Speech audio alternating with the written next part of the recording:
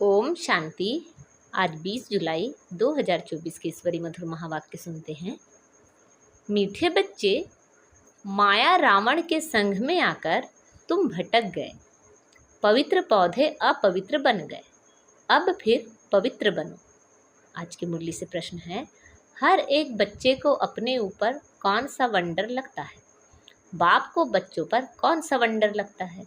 उत्तर है, बच्चों को वंडर लगता है कि हम क्या थे, किसके बच्चे थे। ऐसे बाप का हमें वर्षा मिला था, उस बाप को ही हम भूल गए। रावण आया, इतनी भागी आ गई, जो रचयिता और रचना सब भूल गए। बाप को बच्चों पर वंडर लगता है, जिन बच्चों को मैंने इतना उच्च बनाया, राज्य भाग्य दिया, वही बच्चे मेरी ग्लानि करने लगे। रावण के संग में आकर सब कुछ गंवा दिया। ओम शांति। क्या सोच रहे हो? नंबरवार पुरुषार्थ अनुसार हर एक की जीव आत्मा अब अपने ऊपर वंडर खा रही है कि हम क्या थे, किसके बच्चे थे और बरोबर बाप से वर्षा मिला था, फिर कैसे हम भूल गए। हम सतो प्रधान दुनिया में सारे विश्व के मालिक थे, बहुत सुखी थे, फिर हम सीढ़ी उतरे। रावण आया, गोया इतनी भागी आ गई, जो रचता और रचना को हम भूल गए। भागी में मनुष्य रास्ता आदि भूल जाते हैं ना, तो हम भी भूल गए हमारा घर कहाँ है, कहाँ के रहने वाले थे। अब बाबा देख रहे हैं, हमारे बच्चे जिन्हें हम आज से 5000 वर्ष पहले राज्य भाग देकर गए, बड़े आनंद मौज में थे, यह भूमि फिर क्या हो गई, कैसे रावण के राज्य में आ गए। पराये राज्य में तो जरूर दुख ही मिलेगा। कितने तुम भटके, अंधश्रद्धा में बाप को ढूंढते रहे, परंतु मिले कहाँ। जिसको पत्थर ढिक्कर में डाल दिया तो मिलेगा फिर कैसे। आधा कल्प तुम भटक भटक कर जैसे फाक हो गए। अपने ही अज्ञान के कारण रावण राज्य में तुमने कितना दुख उठाया है।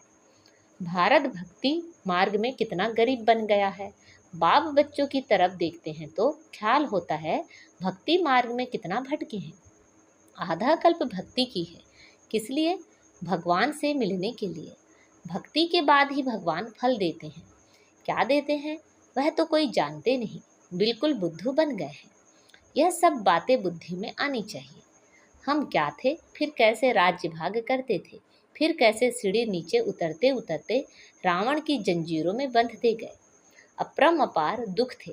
पहले पहले तुम अपरम अपार सुख में थे, तो दिल में आना चाहिए अपने राज्य में कितना सुख था, फिर पराये राज्य में कितना दुख उठाया। जैसे वो लोग समझते हैं अंग्रेजों के राज्य में हमने दुख उठाया है। अब तुम बैठे हो, अंदर में यह ख्याल आना चाहिए हम कौन थे, किसके बच्चे थे। बाप ने हमको सारे विश्व का राज्य दिया, फिर कैसे हम रावण राज्य में जकड़ गए।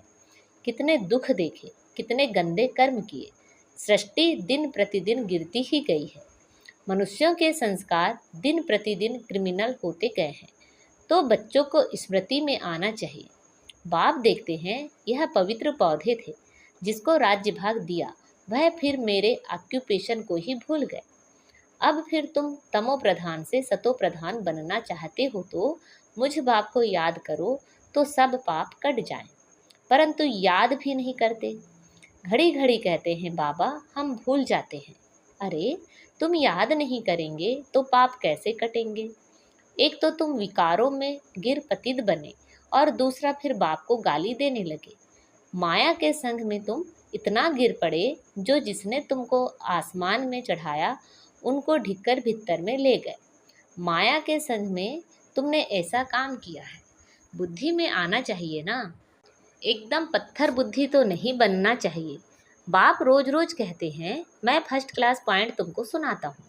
जैसे बॉम्बे में संगठन हुआ तो उसमें बतला सकते हैं कि बाप कहते हैं हे भारतवासियों, तुमको हमने राज्य भाग दिया, तुम देवताएं हेमिन में थे, फिर तुम रावण राज्य में कैसे आए, यह भी ड्रामा में पार्ट है।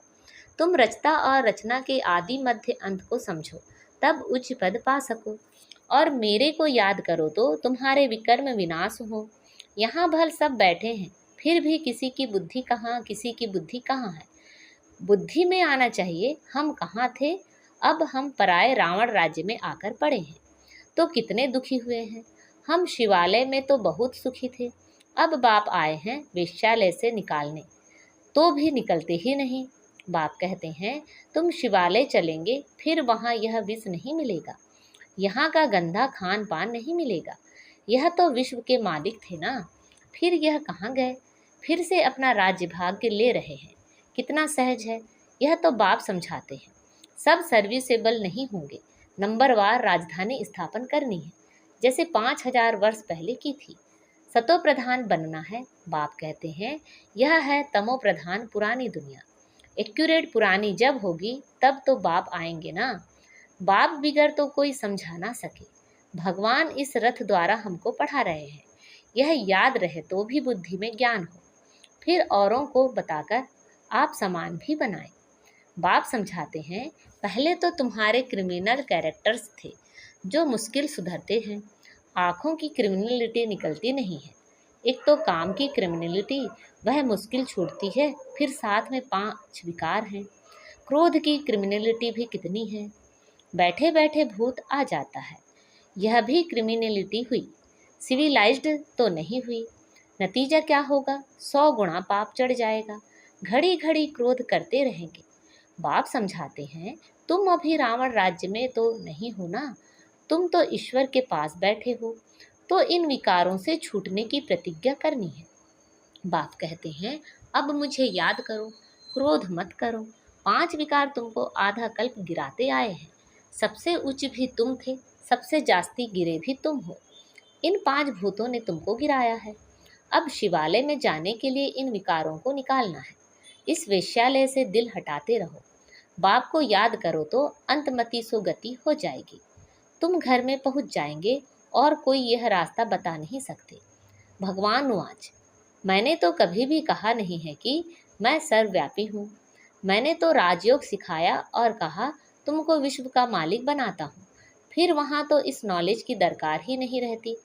मनुष्य से देवता बन जाते हैं, तुम वर्षा पा लेते हो, इसमें हठयोग आदि की बात नहीं। अपने को आत्मा समझो, अपने को शरीर क्यों समझते हो? शरीर समझने से फिर ज्ञान उठा नहीं सकते। यह भी भावी, तुम समझते हो हम रावण राज्य में थे, अब राम राज्य में जाने के लिए पुरुषार्थ कर रहे हैं। अभी हम पुरुषोत्तम संगम युग वासी हैं। फल गृहस्थ में रहो, इतने सब यहाँ कहाँ रहेंगे? ब्राह्मण बनकर सब यहाँ ब्रह्मा के पास भी नहीं रह सकते हैं, रहना भी अपने घर में है और बुद्धि से समझना है। हम शूद्र नहीं, हम ब्राह्मण हैं। ब्राह्मणों की चोटी कितनी छोटी है, तो गृहस्थ में रहते, शरीर निर्वाह लिए धंधा आदि करते, सिर्फ बाप को याद करो। हम क्या थे, अब हम पराये राज्य में बैठे हैं। कितना हम दुखी थे, अब बाबा हमको फिर ले जाते हैं, तो गृहस्थ व्यवहार में रहते वह अवस्था जमानी है। शुरू में कितने बड़े बड़े झाड़ आए, फिर उनसे कोई रहे, बाकी चले गए।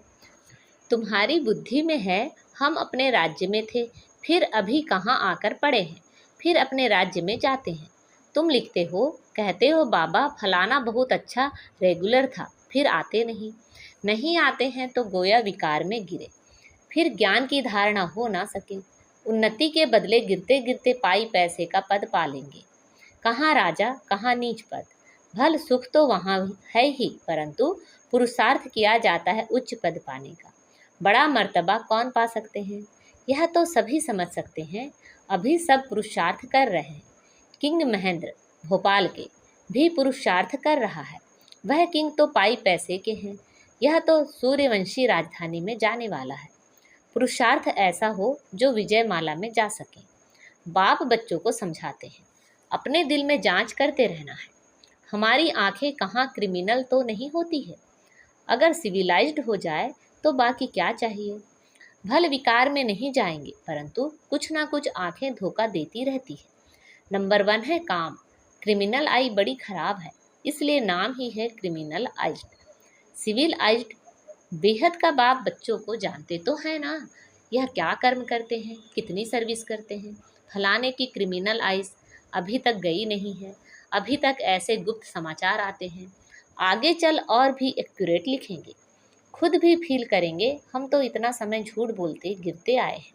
ज्ञान पूरा बुद्धि में बैठा नहीं था, यही कारण था जो हमारी अवस्था नहीं बनी।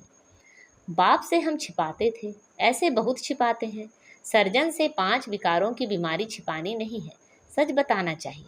हमारी बुद्धि इस तरफ जाती है, शिव बाबा तरफ नहीं जाती। बताते नहीं हैं तो वह वृद्धि को पाती रहती है।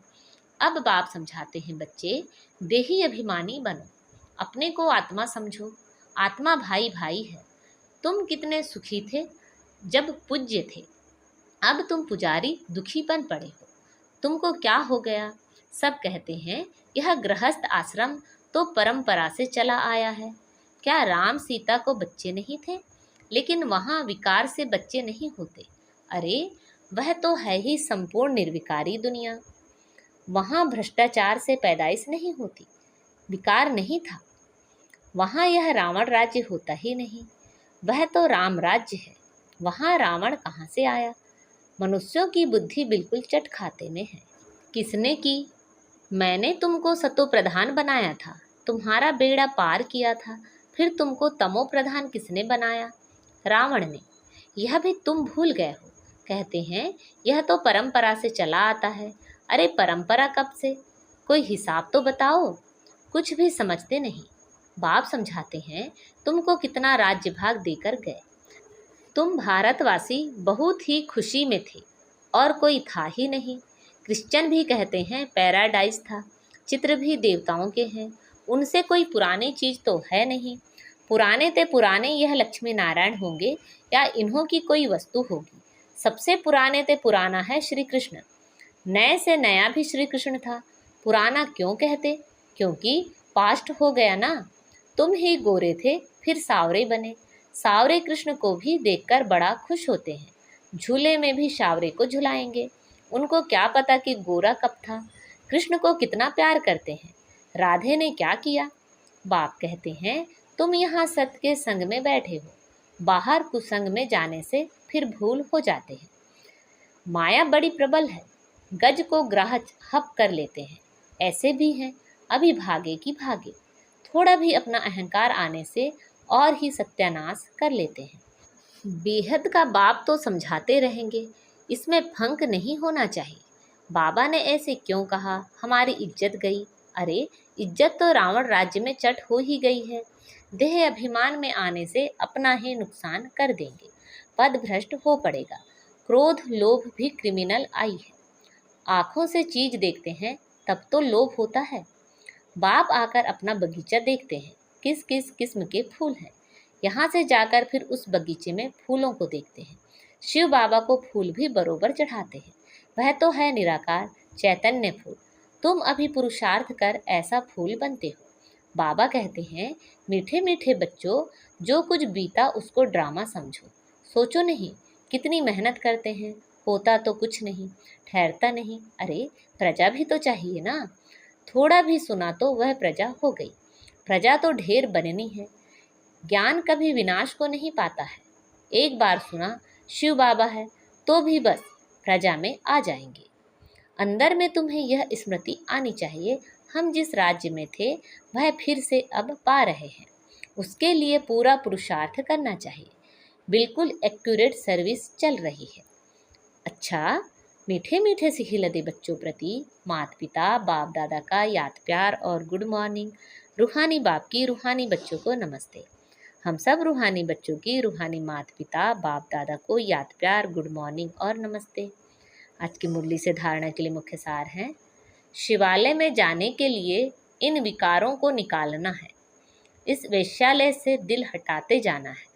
शूद्रों के संग से किनारा कर लेना है। जो कुछ बीता विषय ड्रामा समझ कोई भी विचार नहीं करना है। अहंकार में कभी नहीं आना है। कभी शिक्षा मिलने पर भंग नहीं होना है। आज बाबा ने हमें वरदान दिया है, खुशियों के खजाने से संपन्न बन, दुखी आत्माओं को खुशी का दान देने वाले पुण्य आत्मा भव। खुशियों के खजाने से संपन्न बन, दुखी आत्माओं को खुशी का दान देने वाले पुण्य आत्मा भव।